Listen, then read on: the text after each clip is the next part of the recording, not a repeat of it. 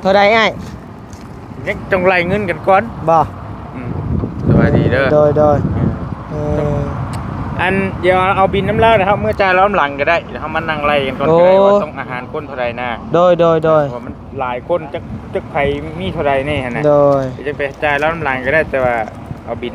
อันนี้น้ำเล่าก่อนโดยนั่งไล่อยู่ก็ได้ได้ใจแล้วตำลังเนาะโดยไม่ยากเนาะหมดเท่าไหร่เอาน้ำเจ้าอีก2 ล้านเอามา2 ล้านโอเคเป็น500,000เป็น5 ล้านเลยมัน670,000นะนี่น้ำมาอีก300,000มาอีก300,000เอามาลองมาอีก300,000ก็300,000โอเค300,000ขาดอะไรไปมันน่ะขาดอีก70,000เอาไปเอาเดี๋ยวนี่เอาไปเบิ่งได้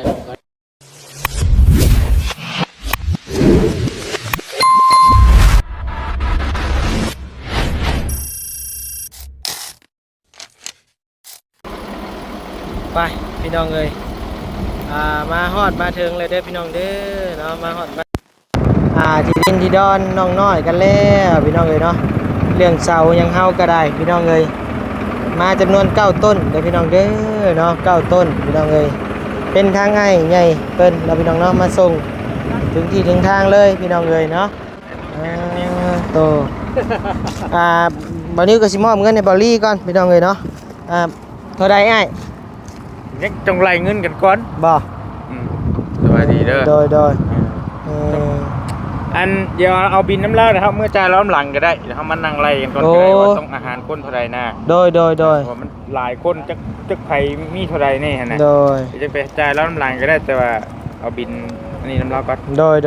นั่งไล่อยู่ก็ได้ได้ใจแล้วตำลังเนาะโดยไม่ยากเนาะไปจ่ายน้ำเล่าอยู่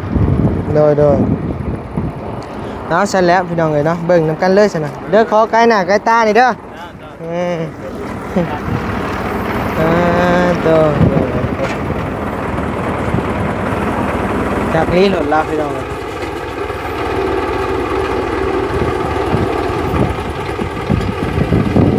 ภาพ2เลยพี่น้องตามตึ้ง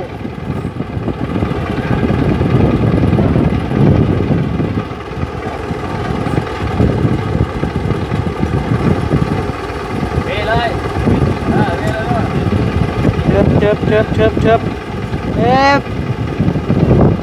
เอาพี่น้องเลยมาหอดมาถึงเลยได้พี่น้องเด้อนอสูบใหญ่น้องน้อยเฮาพี่น้องเลยเป็นเสาบ้านเสาเงินเด้อพี่น้องเด้อเนาะมาหอดที่หอดทางแล้วพี่น้องเลยเนาะ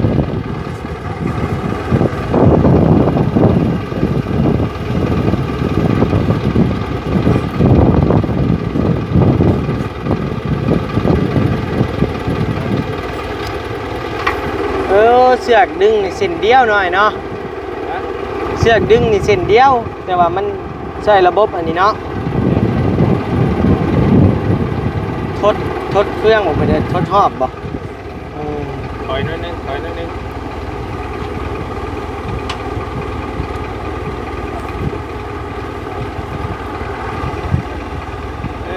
ว้ยมา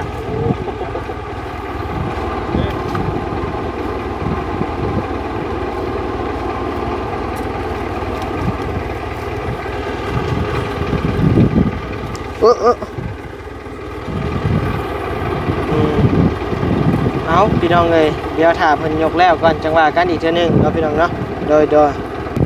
มาพี่น้องเลยเสาที่7เด้อพี่น้องเด้อเนาะแต่ครอบครัวพี่น้องเลยเอาพี่น้องเลยวันนี้ก็ถ่ายเป็นระยะเด้อพี่น้องเด้อเนาะไปปึ๊บเรียบร้อยต้นสุดท้ายพี่น้องเลยแปะดินคืบลืบพี่น้องเลยบาทนี้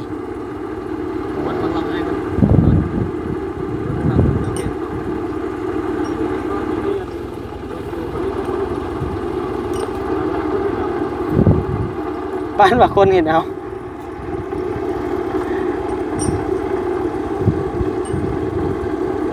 ไปเรียบร้อยพี่น้องเลยเนาะ9 ต้นเด้อพี่น้องเด้อเนาะโดยโอเคให้ยิงเข่ามาด้วยเจ้าของเขาคือบุกกว้างของเขาวะในห้องท่อได้อยู่ในรถเลยมีแต่ว่ามันมีน้ำต้มเลยละ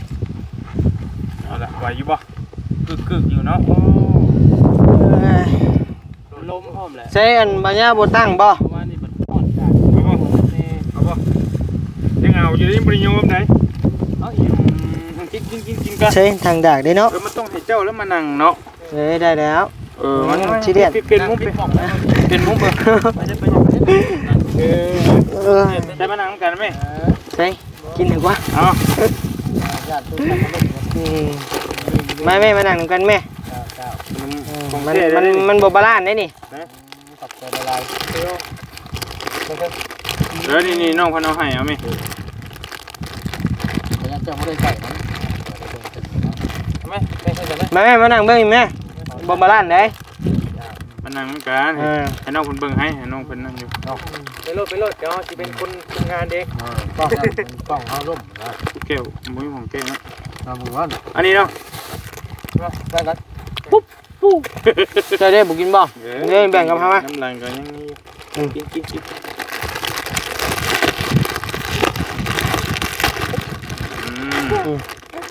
นี่เด้อยังบ่อิ่มมาพี่เด้อ ต่อ หิวคักอีหลีเนาะใช้ไผมีเท่าไรจกออกมาเบิ่งขอจิไรเหมือนกัน630ตัวหนึ่ง ตกจากแซมไป คุณแบงค์ 5 ล้าน670,000 ง่ายกล้องอลีมาพี่นะ 5 ล้าน 7 แสนก็อยู่ว่า อลีพี่ 5 ล้าน6แสน5 ล้าน7แสนซะ แล้วก็หมุนมาหมุนเอาก็ได้ 5 ล้าน7แสน ได้อยู่5 ล้าน เอาทำนี้แล้วไผมีเท่าไรก็เอามาเท่านั้นนะเดี๋ยวเต้เอาบ่ได้ริมกระเป๋าเลย ตายได้เพิ่นเบามาก รอ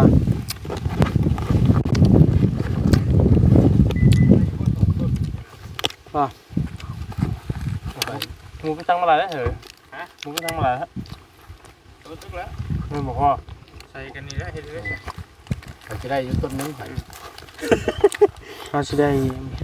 หลายต้นอยู่เฮาแต่ว่าค่าสร้างได้บ่ โอ้ตัวนั้นเด้ตัวเก็บห้องน้ำห้องน้ำแล้ว มีแต่ว่า คันว่าอันนั้นกะ สมุนวัด ข่อยว่าอันห้องน้ำนั่นบ่โบกก็ได้ เนาะ จังได๋สิได้มาดีอยู่ แม่น แล้วคันบ่โบกแล้วเฮาก็ลดราคาลงอีกได้ แม่น ก็พอได้เข้าได้ ชั่วคราวเนาะ บ่โบกก็ได้ จังว่า มันอยู่ไห้อยู่หน้าเด้ตัวน่ะ แต่เผลอๆสิได้มาเฮ็ดอยู่พี่อีก แม่น เนาะ เอ้า ไม่ สิ ย่อ พี่เฮือนเด้นั่นนะสิได้นั่น ไม่ น่ะ ให้ยูพี่ยังเคย เนาะง่ายมาอยู่พี่ป่านเดียวแล้วเป็นยัง เรื่องหมูท่านได้หรือ ป้าเผื่อสิได้มา อย่าแล้วเฮ็ดอยู่พุ่นแล้วบ่เป็นหยัง อยู่แต่ว่า อยู่พุ่นโลด เก่าคือนะ คนหน้าก็ได้อยู่เด้ยามให้ยามนาก็ได้ โดย อันนี้ผมจักยันแต่พี่จะได้มาอยู่เลย สิเฮ็ดให้แขกให้ได้เข้า เอานำเฮาเอาเป็นตัวเลขกลมๆเนาะ4ล้านซะ น้อง เจ้าจักล้าน น้องน้อยอุไรพรนกน้อยอุไรพร น้ำปลาใส่หรอวะ นั่งบ่จะเป็นตุ๊กเลยแค่นบ่ แค่แล้วบัดนี้ หลับมือถืออยู่เลยฝากพี่น้องเองนะพี่ยังกล้องพี่แจ้งสุดเลย กล้องลูกพี่แจ้งสุด แจ้งแท้ แม่อะไรนะของลูกพี่จ้ะน่ะ เนี่ยมันได้ เห็นได้กินขนมถุงนึงกันได้ยองชึกดิ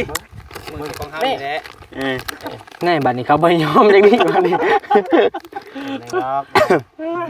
ใกล้ไฟลายมันก็เครื่องแบตแม่นบางคนเสียตาแจ้งลายไฟลามอีกเลย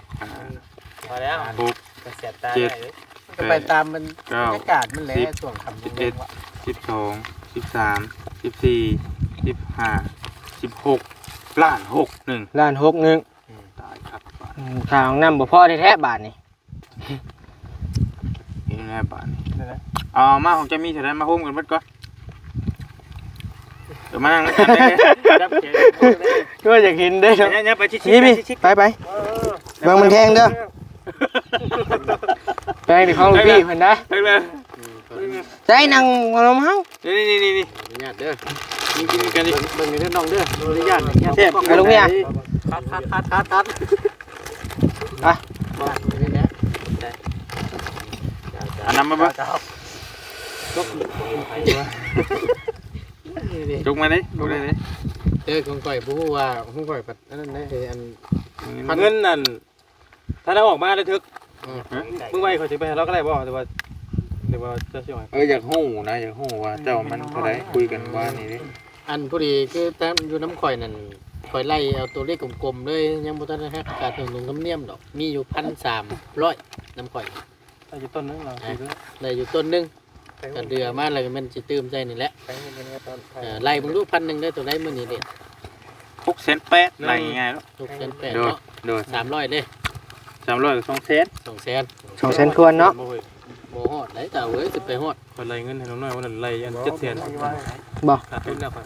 ก็ให้น้องสิเป็นหยัง บ่ให้นะ เกินไป20,000 1 2 ก็พอดี8,800 8เนาะ แม่ 5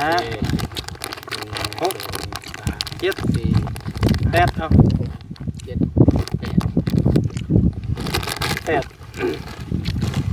เป็นล้านเป็นแสน ร้านเจ้าจ่ายผู้เดียวซะ เป็นแสน มุมก ของเฮาได้เท่าไหร่บัด เนาะ มาโฮมกันเบิ่งมันบ่พอบ่ ไม่ยังนี่ ฮะ ข้อมูล ข้อมูลเต็ม โอ้เอาใหม่โอเคแล้ว แต่ได้เขาเจ้าให้เท่าไหร่นี่ เป็นแสนเป็นแสน 2 3 เสียมข่อย70,000ผม 7 กูกำกับได้เบิ่ง เป็นเซน80บ่เฮ้ย แม่ โอ้มันลาย แล้วขอโทษให้ เอ้าผมเอานี่อีกส่งมาอย่างนี้มันเป็นการ แต่ครบเลย มันเป็นหยัง อันขอความมานะดิยูนิเทล โอเค มันเรียกง้อ เอาขอโทษให้ โอเค มัดไว้ เป็นเซน80เด้อ 9,000ไม่ขอโทษให้สิแล้ว เขียนมา7,000มัดไว้ก่อนเนาะ โอเค ถือว่ามีซ้ำนี่แหละ นำมาตูนเบิดแล้วโอเคเดี๋ยวพระเจ้าให้กว่า8,000บ่กินนี่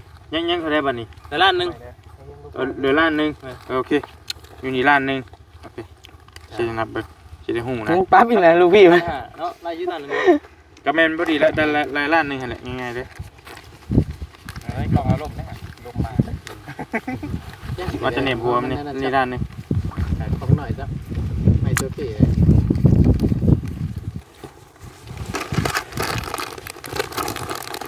ว่าไว้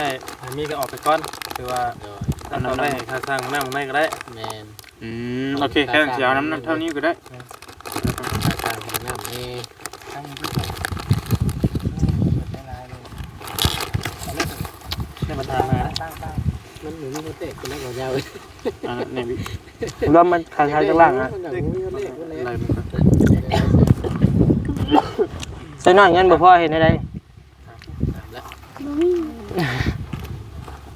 เป็น3 บาท เป็นพ่อกับติดไว้เนาะ มันไป50ดิ ใบ50เลยกำไรเซนครับพอนั่นเนาะ รวมหมดเท่าไหร่ เอาน้ำเจ้าอีก2ล้านเอามา2ล้านโอเคเป็น500,000ให้เป็น 5 ล้าน และมัน670,000น่ะ เด้ น้ำมาอีก300,000 มาอีก3แสน เอามาลองมาอีก300,000ก่อน 300,000 โอเค 3แสนถ้าได้ไปมันน่ะ ขาดอีก70,000 เอาไปเอา เด้นี่ เอาไป เบิ่งได้เบิ่งก่อน เด้นี่ ถ้าได้ 50เลยเด้นี่อีก20,000 ไม่เอานี่3,000จะทอนนี่กินเอาตัวนี้ อันนั้นนี่ ครบ อันนี้ โอเค โอเค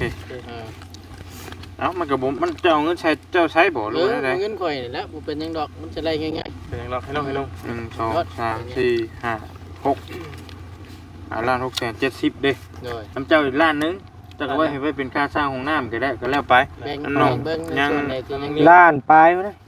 ไปแล้วก็ยังลุงยังลุงงวดบัดนี้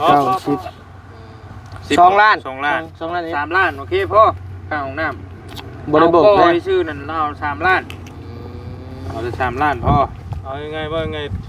ตำตัวหนวดยังไม่ได้เห็นยัง ยังไม่ให้ยังก็ได้ ติดมาให้เนาะ ไปอาหารก้อนอาจจะแนวใดก็จังว่ากันในช่ว บ ง อก ต่อ บ่ ไป นั่นนี่ก็ว่ากันไป หลายอยู่ดอก ประมาณนี้1 2 3 4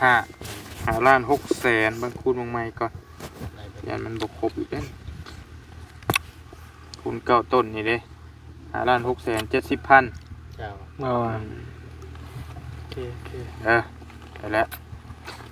9 ต้นนี่5,670,000 เจ้า อีกต้นละมีผู้ใดอยาก แม่น ซื้อ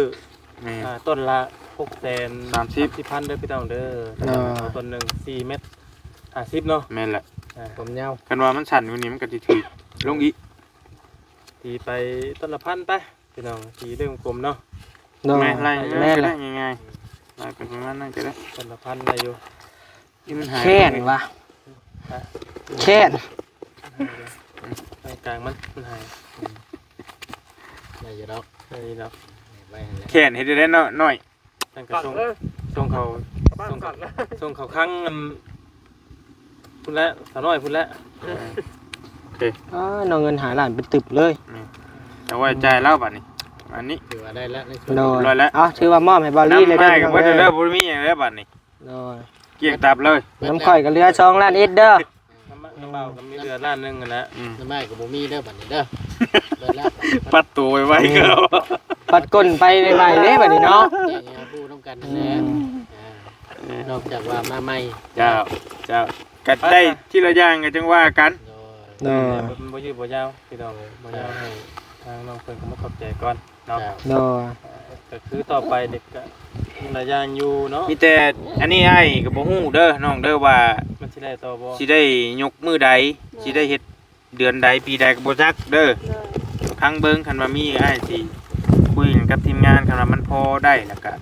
เบิ่งก่อนสิเฮ็ดหม่องใดสิตั้งหม่องใดแล้วก็ ทั้งแทกเบิ่งนั่นนี่เบิ่งเนาะ เอาต้องปรับดานดินบ่หรือเอาดินเดิมบ่หรือว่าจังใดแล้วก็จังพอมีแล้วก็จังตั้งเสาเทคานไว้ โด เนาะ ย คือเก่าหั่นแหละเป็นที่ขั้นที่ละขั้นที่ละตอนไปตอนนี้ก็ถือว่าได้แต่เสาซื้อ โดย กองไว้นี่แหละที่เอามาเจาะเมาส์อะไรก็ได้ มาจอมเอา ง่ายอยู่เนาะคนสิเอาเนาะ บ่มีแพ้เอาดอกมาเบิ่งคักแล้ว หัวคนสิบ่นั่นเนาะ เอาแล้วแหละให้น้องเป็นขบมุกขบใจแล้วก็ อ่า จังบ้ากันบัดนี้เอาบัดเดียวเลยบ่ บัดเดียวแล้ว จัง บัดเดียวแล้วแหละ เนาะ ขออนุญาตนี่ปิดไม้ให้ เออ ได้ยิน อ่ะ กันเด้หลายพักนั้นเด้อพักนั้น นี่สิลงกันบ่ เดี๋ยวมันลงกันรับกันเอาบ่ยอมกันเออ ทางนั้น อันน่ะผู้ใหญ่ใจะดีทั้งบริเพิ่นอยู่ทั้งต่างประเทศพอเพิ่นบ่ให้ออกสื่อออกเสียงดอก โดย แล้วก็มี บ่ยาวก็ เออ มีทั้งแม่อยู่ทั้งต่างประเทศด้วยกัน โดย อยู่ทั้งไทยนำแน่พี่น้องเนาะ ทางบานิวก็มีทั้งพ่อเพิ่นอยู่ทางฝั่งไทยเนาะกับทั้ง